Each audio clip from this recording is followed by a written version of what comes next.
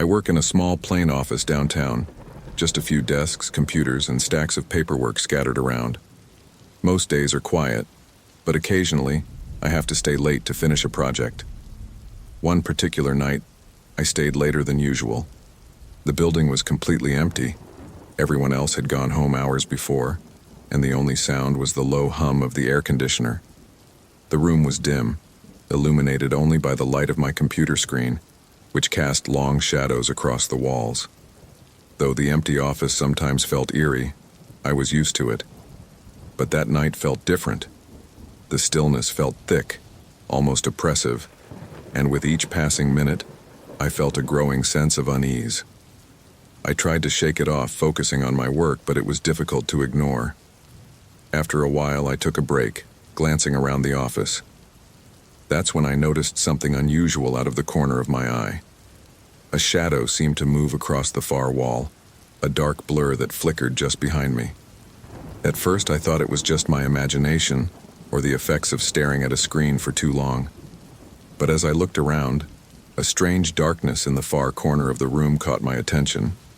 It seemed thicker than a normal shadow, almost as if it had a presence of its own. I blinked, trying to clear my eyes, but the shadow remained, like a dense cloud of darkness that didn't belong. A chill crept over me as I continued to stare, feeling the weight of something watching me. I tried to brush it off, telling myself it was just a trick of the light. But no matter how much I tried to ignore it, the shadow stayed, subtly shifting as though it was alive. Feeling uneasy, I decided to stretch my legs and walk around. I slowly approached the corner of the room, drawn to the shadow despite my instincts screaming to stay away. As I got closer, my breath caught. It wasn't just a shadow from the dim light. It felt real, a thick, dark mass that seemed to swirl slowly, almost as if it were breathing. My heart started pounding, but my feet refused to move. I was rooted to the spot, unable to look away as the darkness seemed to stretch toward me. The room grew colder, and a faint mist formed in front of my face as my breath turned visible. The shadow moved closer, inching toward me deliberately, and I could feel an overwhelming sense of dread. Just when I thought it was going to reach me, the shadow flickered and vanished as quickly as it had appeared. The warmth returned to the room, and the silence settled around me once more. My mind raced, trying to make sense of what I had just witnessed, but no explanation came. I felt as if I'd narrowly escaped something sinister. Grabbing my things, I hurriedly packed up, eager to leave the office. As I reached the door, I cast one last glance at the corner where the shadow had been. Though it was gone, the air still felt heavy, as if some lingering presence remained.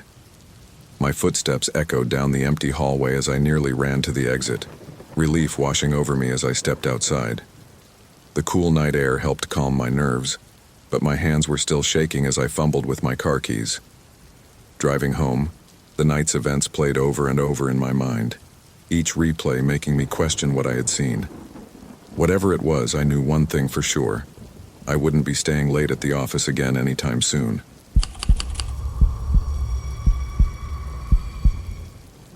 I lived in a small 2-story house off campus during college. It wasn't much, but it was affordable, and my friend Jason and I managed to get by, each of us working part-time jobs and scraping together what we could from student loans. Jason was generally quiet and kept to himself, but he had a few friends who didn't exactly put me at ease. One of his friends in particular made me uncomfortable. His name was Kyle. Kyle was twitchy, always looking over his shoulder, and had an unpredictable, rough edge. I had met him only a few times, but something about him was off. Jason seemed to trust him, so I never voiced my concerns, though I secretly wished Jason would stop bringing him around. Late one night, around midnight, I was studying in my room when I heard heavy footsteps coming up the stairs. Jason's voice was low and hurried, barely audible through the walls, but something about his tone made me stop and listen. It wasn't unusual for Jason to have people over, but the tension in his voice caught my attention. Moments later, I heard another voice. It was Kyle's. I hadn't seen him in weeks, but as soon as I recognized his voice, my discomfort spiked. The words they were exchanging were muffled, fast, and almost desperate. As they moved, I heard the basement door creak open, then slam shut. Our basement was cold, damp, and seldom used, with broken stone floors and old creaking beams that gave it a moldy smell. The thought of anyone going down there at this hour made my skin crawl. Curiosity and worry got the better of me, and I carefully opened my door to get closer to the stairs, straining to hear their conversation. I could just make out Jason's voice, his tone laced with tension as he said, "Just for a few days." Then I heard Kyle reply, his voice trembling slightly, "I can't stay out there, man. They're everywhere. The police are looking for me. I need a place to hide." My heart skipped a beat. What on earth had Kyle done to make him a wanted man? The answer came chillingly fast. Kyle, his voice low and tense with anger, muttered, "I didn't mean to shoot them, okay? It was supposed to be quick, in and out. But they fought back, and I panicked. I didn't mean to kill them." The words hit me like a punch. Kyle had killed 2 people. He had been involved in a robbery gone wrong and was now hiding out in our basement. My blood ran cold as I realized the gravity of the situation. I gripped the banister tightly, my hands trembling. I wanted to leave, to run, to call the police.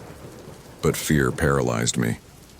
The basement door creaked again as Kyle made his way down the stairs.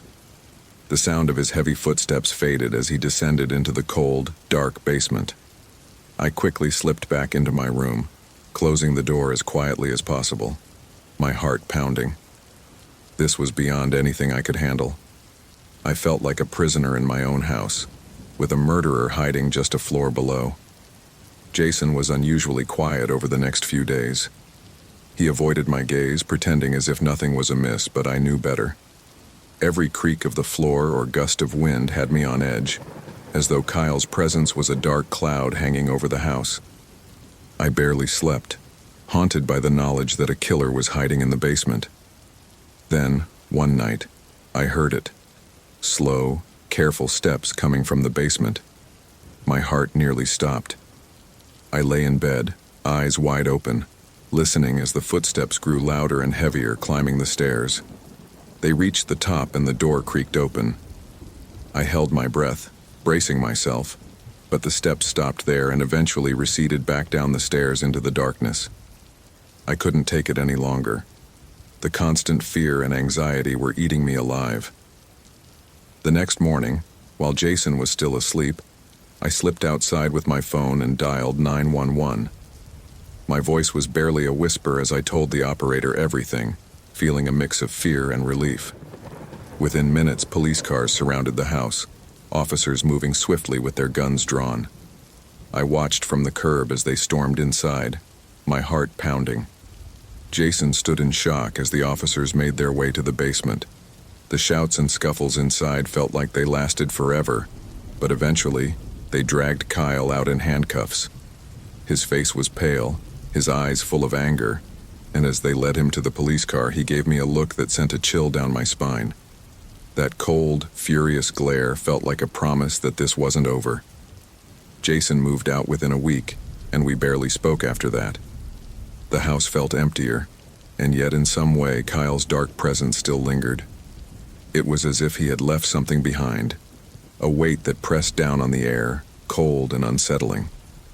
Even now I sometimes hear those steps on the basement stairs, slow and careful, echoing in my memory on quiet nights.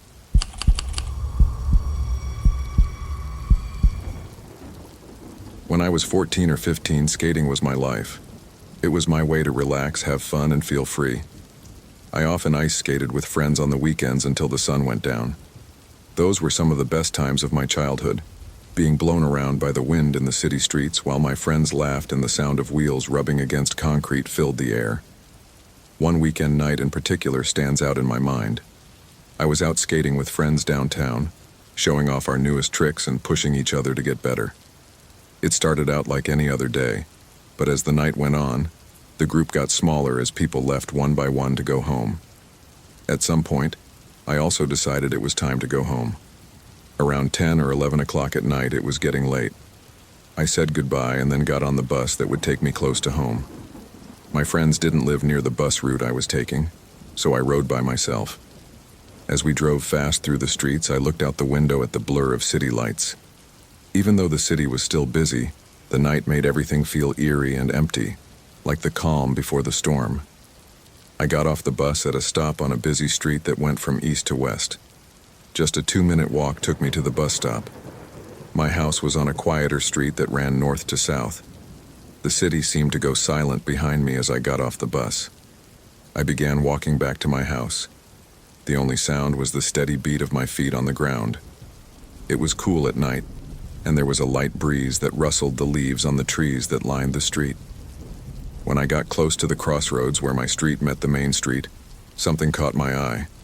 Someone showed up coming out of a street that went down more steeply in front of the elementary school close to my house.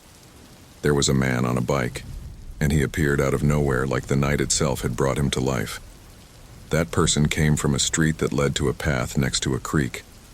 I knew that area well, but seeing someone come from there at that time made me feel uncomfortable. Something wasn't right, and my feelings told me right away. People were often out at night, but there was something about this man's presence that made my stomach tense up with fear. He didn't belong there. Not now. Not on that street.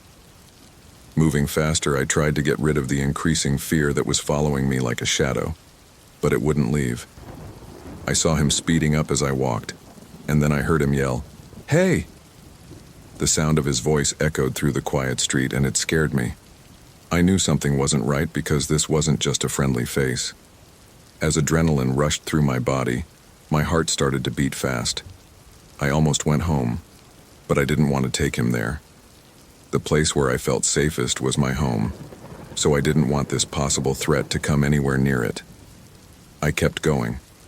I was trying to stay calm, but my mind was racing as I thought about what to do next.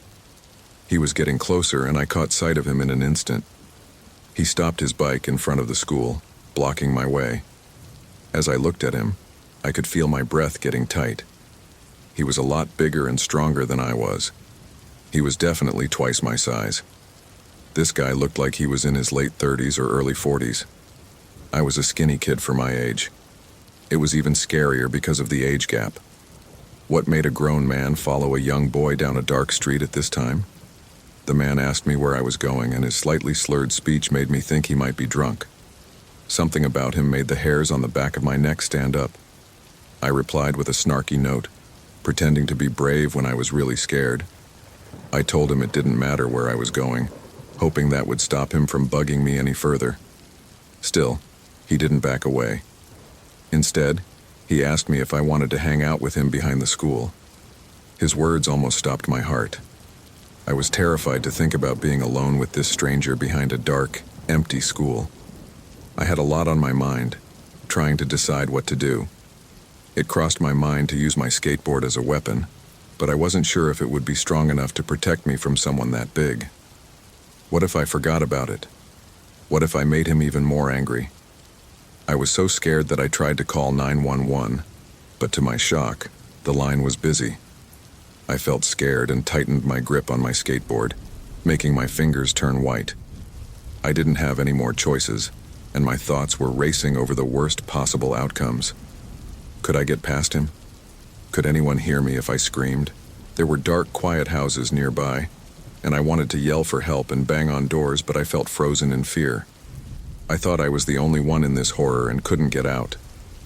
As I quickly searched the street for anyone who could help, I saw an older woman walking behind me on the other side of the path about 70 feet away.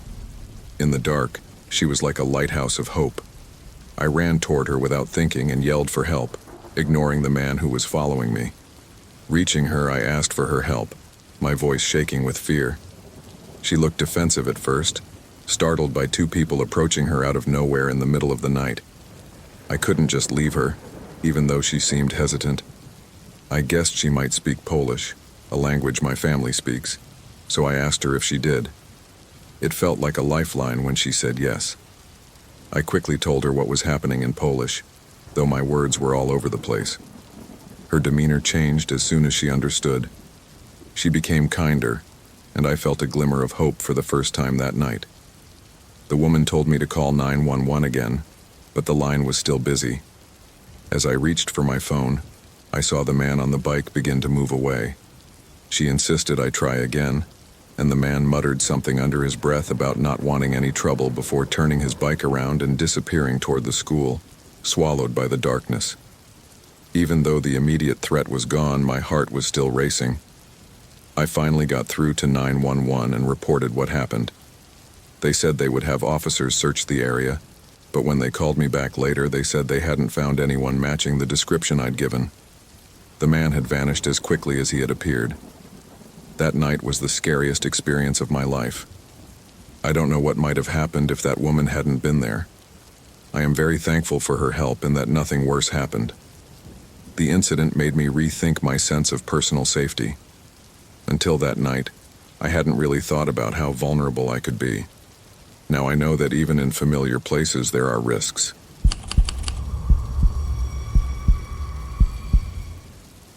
I left my friend's house late one night. The sky was dark and not a single star was visible. The highway stretched out before me, empty and seemingly endless. The hum of the engine and the quiet of the night were almost calming as I drove, my headlights cutting through the darkness on both sides where tall trees swayed gently in the wind. The solitude felt peaceful, a kind of tranquility you can only find on a deserted road. But when I glanced at the dashboard, my heart skipped a beat. The fuel gauge was much lower than I'd thought. I had almost no gas left, and I struggled to remember the last gas station I'd seen.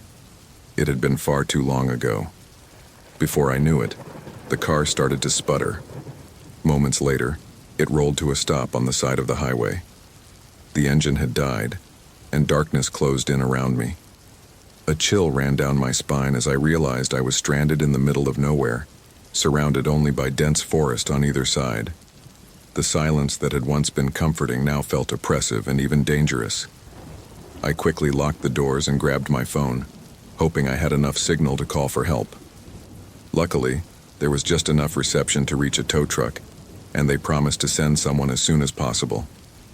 I waited nervously, my eyes scanning the shadows outside for any sign of movement. Every flicker seemed menacing, each shadow shifting ominously. Time crawled by and the silence became unbearable. The faint rustle of the wind through the trees only amplified the eeriness of the night. I kept looking in my rearview mirror, hoping to spot headlights approaching, but there was nothing but blackness all around. Suddenly I saw movement. My heart pounded as I turned to look out the passenger window. Two figures emerged from the trees along the roadside, heading toward my car. They were rough-looking, their clothes dirty and torn, as if they'd been in the woods for days. They approached slowly, and I could feel my pulse quickening with each step they took. They stopped just outside my window, peering in with wide, haunted eyes. One of them raised his hand and knocked on the glass. "Help us," he said, his voice muffled but pleading. A chill settled over me, and I hesitated. Something about them didn't feel right. My instincts screamed at me to stay in the car and keep the doors locked. The second man reached for the door handle, and I recoiled, feeling a surge of fear. My hands shook as I grabbed my phone and dialed 911, whispering to the dispatcher that two men were trying to get into my car. The dispatcher assured me that police were on their way, but I couldn't shake the thought of what might happen before they arrived. The men continued to knock on the windows, leaving smudged handprints on the glass as they pressed their faces closer. Their eyes met mine, pleading yet unsettling, and I fought to keep from looking directly at them. My heart raced, and I felt a wave of relief when, at last, I saw the blue and red lights of a police car approaching in the distance. As the police car pulled up behind mine, the men backed away from my window, retreating into the shadows of the trees. Two officers stepped out, their flashlights cutting through the darkness, and asked if I was okay. Still shaken, I managed a nod, though my heart was still pounding. One of the officers reassured me, then turned his attention to the woods where the men had disappeared. After a brief search, the two men emerged from the trees, their hands raised in surrender. As they approached the police, I could see that they were exhausted and terrified, not dangerous as I'd initially thought. They looked beaten down, worn out. The tension in the air shifted as they began speaking with the officers, their voices shaky and fearful. I rolled down my window a bit, listening. The men weren't trying to rob or hurt me. They were running from something far worse. One of the officers turned toward me, his expression grim. He explained that a group of criminals had recently attacked the men's families, and they'd been hiding in the woods, trying to escape. The attackers were reportedly still nearby, hiding out in the same forest. A shiver ran down my spine. These men weren't a threat to me. They were just victims running for their lives. The police quickly called for backup, and within minutes more squad cars arrived. They escorted the two men to safety, while other officers, flashlights in hand, moved into the woods to search for the criminals. As I sat in my car, I watched the officers disappear into the darkness, a cold sweat running down my back. Knowing that armed attackers might be hiding somewhere nearby made my skin crawl. I stayed in the car, clutching the steering wheel, while officers moved deeper into the woods. It didn't take long for them to find the criminals. The men were pulled from the shadows, their faces cold and hardened as they were placed in handcuffs. I felt a sense of relief as the officers returned to my car, letting me know it was safe. A chill lingered as I looked at the flashing lights and the looming trees, shadows still stretching deep into the night. What had once felt like a peaceful drive had turned into something nightmarish. I couldn't stop thinking about the terrified faces of the two men who'd approached my car, desperate and afraid. The police thanked me for staying calm, but I barely registered their words. All I wanted was to get out of there and reach the safety of home. After they refueled my car, I took one last look at the dark forest before driving off, hoping I'd never experience anything like that again.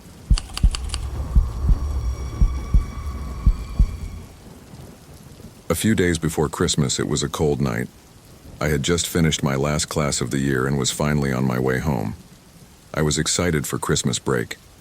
My family had taken a weekend trip to Scotland, leaving me alone in the house, and I thought it would be nice to spend a quiet weekend by myself. As I pulled up to the house, the winter air felt crisp against my face. Snow crunched under my boots as I walked to the front door. The house was dark and silent, and there were no signs of life. While being alone for the next few days was a bit eerie, I welcomed the quiet, especially after the busy college weeks.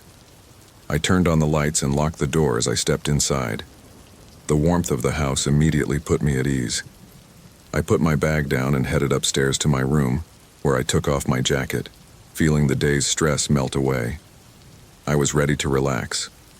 The first thing I wanted was a long, hot shower.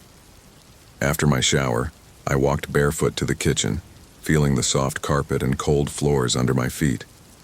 The only sound in the house was the low hum of the fridge. I made myself a quick meal, heating up some leftovers, and then sat down to eat. Each bite helped me forget the stress of the past few weeks. Once I was done, I went back to the living room, where my PlayStation awaited. I turned it on, grabbed my controller, and connected my headset. The room filled with the familiar startup sounds, and I settled back on the couch, getting lost in the game. For the first hour, I was completely absorbed. Then something took me away from the game, a loud thud from upstairs. I froze, my fingers still on the controller. My first thought was that something might have fallen, a stack of books or something left on my desk. Dismissing it, I went back to my game. But then it happened again. This time, it was louder, a heavy thud that seemed to echo through the ceiling, coming directly from my bedroom. I hadn't been afraid of the sound itself, but rather the timing of it. There shouldn't have been any noise from upstairs, considering I was the only one home. My heartbeat sped up, and the thick silence that followed the thud was almost suffocating. Standing there, I could feel my legs turning to jelly as fear crept in. I hesitated, wondering if I should go upstairs to check it out, but a part of me was too scared. What if there was someone else in the house? Or worse, something unexplainable? My instincts took over, and I crossed the room to lock the living room door, my hands shaking as I turned the key. I walked over to the window and peered out, my breath fogging up the glass. Outside, everything was still, with the snow blanketing the streets and not a single car or light in sight. It felt like the world had stopped. but something or someone had definitely moved upstairs. Trembling, I grabbed my phone and quickly dialed 911, explaining that I thought someone had broken into the house. The operator told me that officers were on their way, but waiting felt like an eternity. The house was silent except for my breathing, and each little creak made me jump. I kept my eyes on the locked living room door, straining to hear any noise from above, terrified that whoever was upstairs might come down at any moment. Finally, the quiet was shattered by the sound of a car pulling up outside. When I saw the blue lights bouncing off the walls, a wave of relief washed over me. The cops had arrived. I let them in, still shaken, as two officers stepped inside. One went upstairs immediately, while the other stayed with me and asked questions. I tried to describe the sounds, though I wasn't even sure if I'd imagined them in my fear. After about 20 minutes, the officer came back downstairs. He looked calm, but what he said made my heart sink even further. "Someone broke in," he said.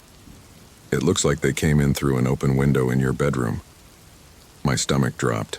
I had locked every door and window before going to class that morning.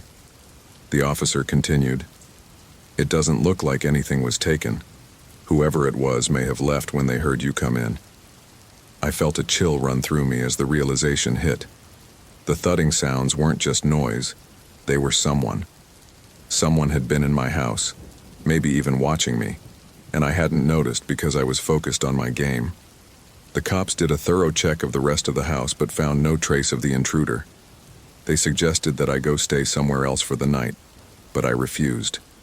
I didn't want to leave my own home. When the officers finally left, I locked the door behind them, but I no longer felt safe. The thought that someone had been lurking in my room, just above where I was sitting, was something I couldn't shake. Even after the police left, I couldn't stop imagining what might have happened if the person had stayed. The house that once felt like my safe haven now felt invaded, almost foreign. That night, as I tried to sleep, every sound sent a wave of anxiety through me. I kept picturing shadows creeping around, unable to fully escape the fear that my sanctuary had been violated.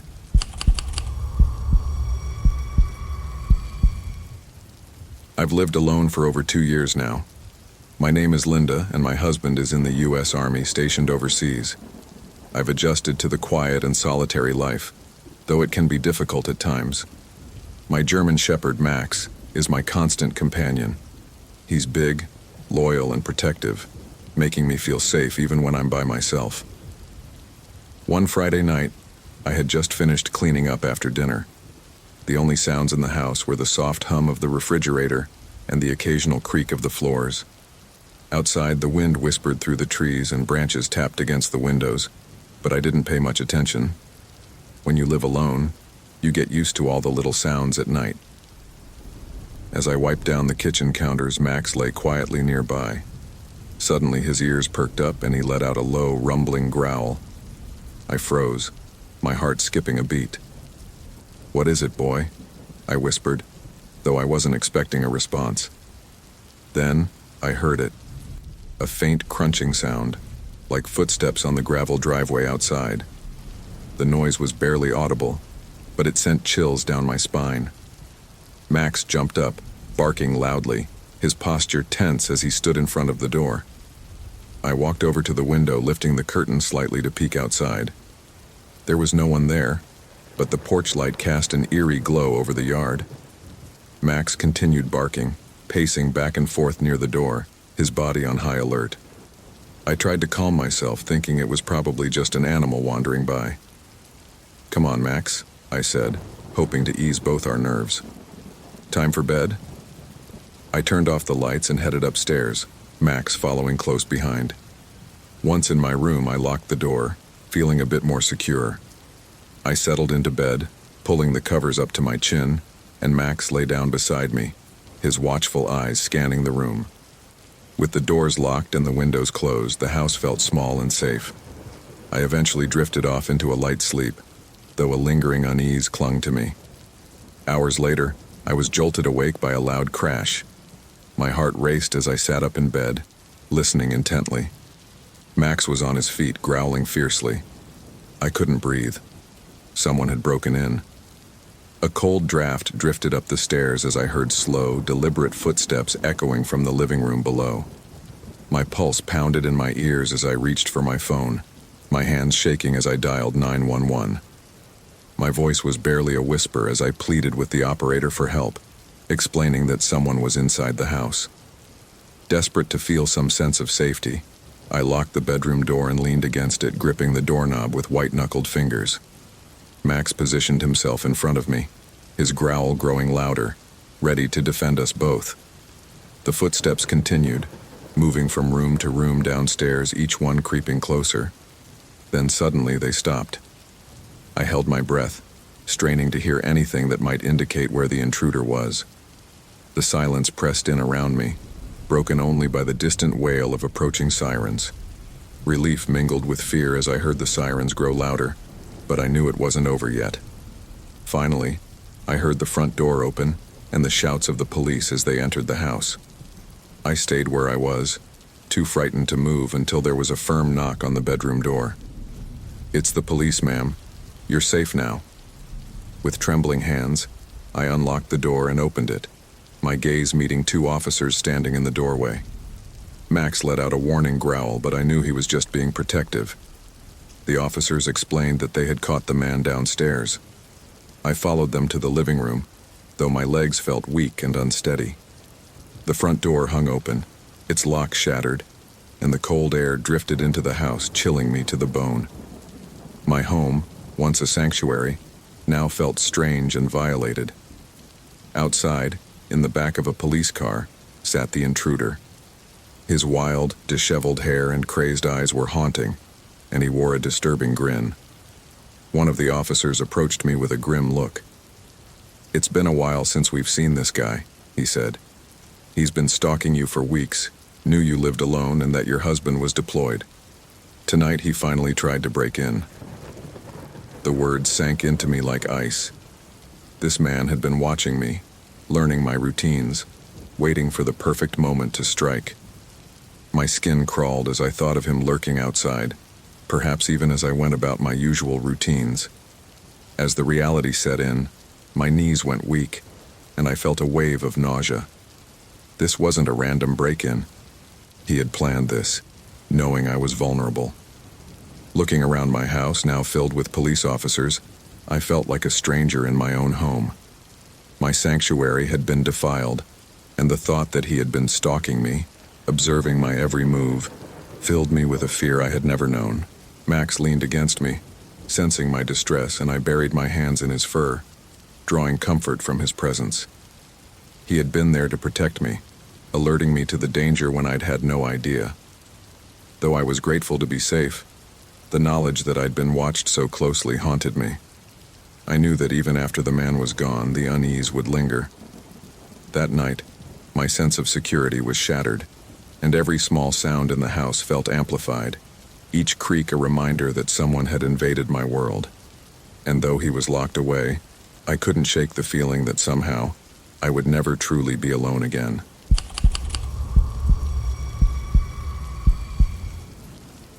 Bringing pizzas to people is usually a simple task, and Mr. Pellin was my most loyal customer. His order every Thursday night was always the same, a large pizza with lots of cheese and meat. He lived in an old, run-down house on the edge of town, surrounded by tall trees that gave the place a secluded, eerie atmosphere. I didn't see Mr. Pellin very often because he kept to himself. Instead of answering the door, he had a peculiar system. He'd use a rope sled to bring the pizza up from his porch to his garage. After I placed the pizza on the sled, he'd pull it up from inside his house. Strange as it was simply how he did things.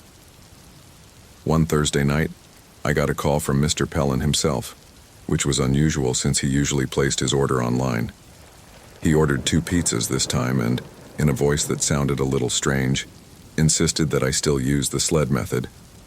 There was something off about his tone, but I brushed it aside, assuming he had company and just needed more food. So, I made my way to his house along the familiar dark road through the woods, as I had countless times before. As always, the house came into view, dimly lit by a single light on the front porch. This time, however, there was a problem. The rope sled wasn't lowered down. It was always ready for the pizza when I arrived. I stood by my car, pizzas in hand, staring up at the quiet house. Something felt wrong, but I couldn't place why. I moved cautiously toward the porch, expecting the sled to come down at any moment, but it didn't. The house, dark and still, seemed to be watching me.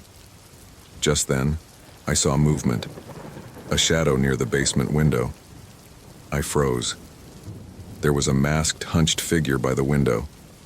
When they noticed me looking, they ducked out of sight. My heart started pounding as a wave of fear washed over me. Something was seriously wrong. Quickly, I ran to the side of the house and cautiously peered into the basement window where I'd seen the figure. There was a tiny gap in the blinds, just enough for me to see inside. My stomach turned as I caught sight of more masked figures moving in the dark basement. They were dragging something heavy across the floor, and my heart raced as I realized that it was Mr. Pellin. He was bound with ropes and struggling feebly. As I watched, frozen in horror, they started to beat him. I could hear the muffled thuds, each one sending a sickening chill through me. Panic took over, and I fumbled for my phone to call 911, my hands shaking uncontrollably. I stammered out what I was seeing to the dispatcher, describing the masked figures in Mr. Pellin's basement. They assured me help was on the way, but those few minutes felt like a lifetime. Standing near my car with the pizzas still in my hands, I didn't want to leave Mr. Pellin there, but I knew I couldn't confront the attackers myself.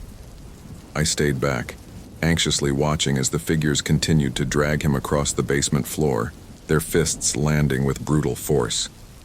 Each hit seemed to echo in the stillness of the night, and I felt utterly helpless. Finally, after what felt like an eternity, the red and blue lights of police cars flashed at the end of the street, lighting up the trees around me. The cops moved swiftly, surrounding the house and breaking down the door. I stayed put, clutching the pizzas, and listened to the commotion from outside.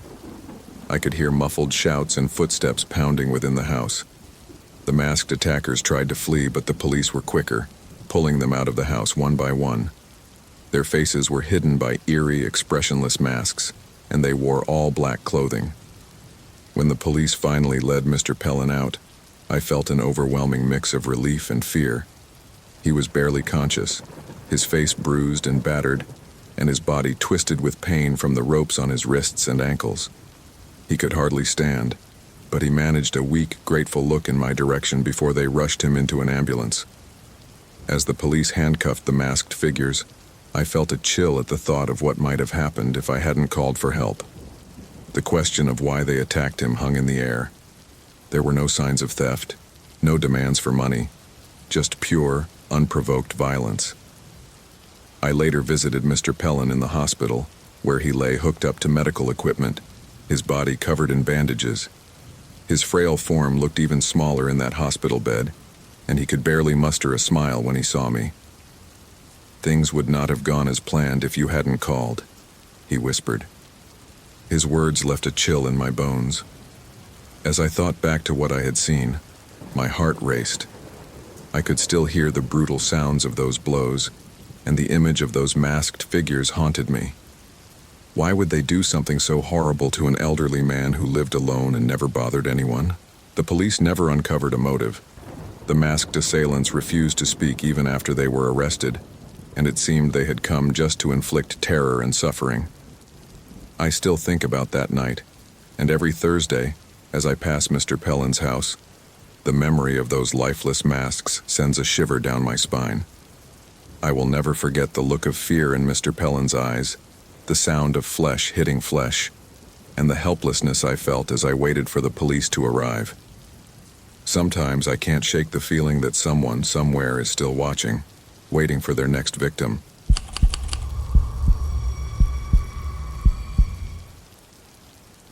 The night was cold and silent, with only the faint rustle of trees and the distant howl of wind echoing through the vast Alaskan wilderness. I was camping in the middle of nowhere with my friend, Mike. We had set up our tents next to an old dirt road, miles away from civilization. This was the kind of place you only ventured if you were looking to be completely alone. The road was rough, barely a path through the trees, and it stretched endlessly into the forest. After a long day of hiking, we went to bed early. Despite the chilly night air, I was warm and comfortable in my sleeping bag, lulled by the quiet and the sense of isolation. I quickly drifted into a deep sleep, feeling secure in the middle of nowhere. Sometime during the night, I was startled awake by the sound of tires crunching over gravel. At first, it was faint, but as it drew closer, the noise grew louder, breaking through the stillness. I opened my eyes and looked up, trying to process what was happening. A car? Out here? At this hour? My heart began to race as I sat up in my sleeping bag. The vehicle got closer, and then I saw headlights through the thin walls of the tent, illuminating the path just outside. I heard the car pass, its lights casting brief shadows over our campsite. Then the lights disappeared, and the car continued down the road. Relieved, I lay back down, trying to shake off the unease. It was probably just a car passing through, though something about it didn't feel right. After all, we were deep in the woods. No one came down this road, especially at night. I closed my eyes, hoping to fall back asleep, but the uneasy feeling lingered. Just as I was drifting off, the sound returned. The car was coming back.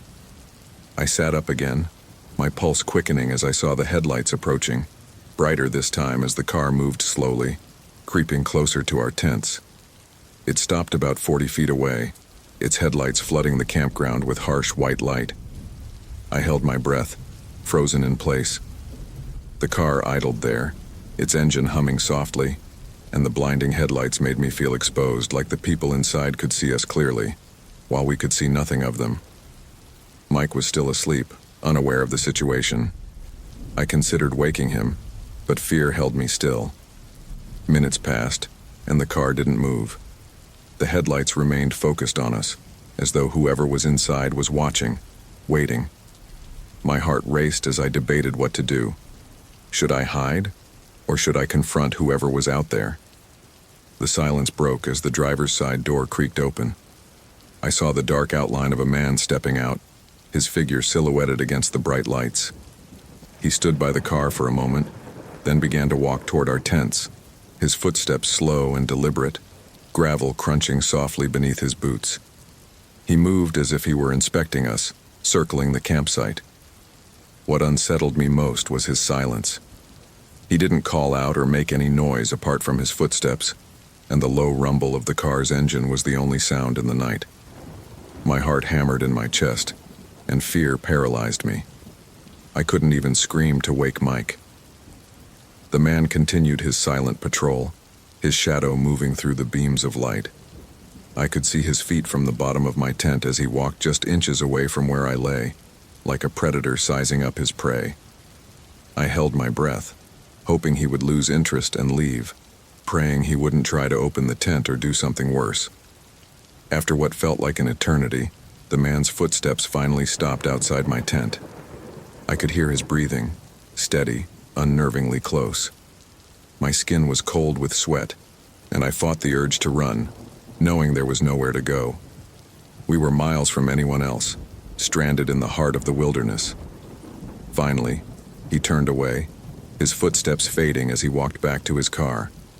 The door creaked shut, and the engine roared to life. The headlights shifted as the car turned, and it slowly drove off down the road, disappearing into the night. I lay there, unable to move, listening intently for any sign that he might come back. But the silence returned, and the night remained still. After a long, tense moment, I took a shaky breath, feeling my muscles slowly unclench. My hands were trembling, and my heart pounded as I tried to process what had just happened. Mike murmured in his sleep beside me, oblivious to the terror that had just unfolded. I stayed awake the rest of the night, listening to every sound, each rustle of the wind making me jump. The image of the man circling our tents haunted me, his slow, silent movements playing over and over in my mind. I kept wondering what he wanted, why he had come, and what might have happened if he hadn't decided to leave. When the first light of dawn finally broke through the trees, I felt a wave of relief wash over me. The sun's warmth and brightness lifted some of the fear, but the memory of that night remained vivid. We quickly packed up our things and left the campsite without saying much to each other. The forest, once a place of peace, now seemed darker and more sinister. That man had left a mark on the wilderness, and even after he was gone, his presence lingered in the shadows of the trees.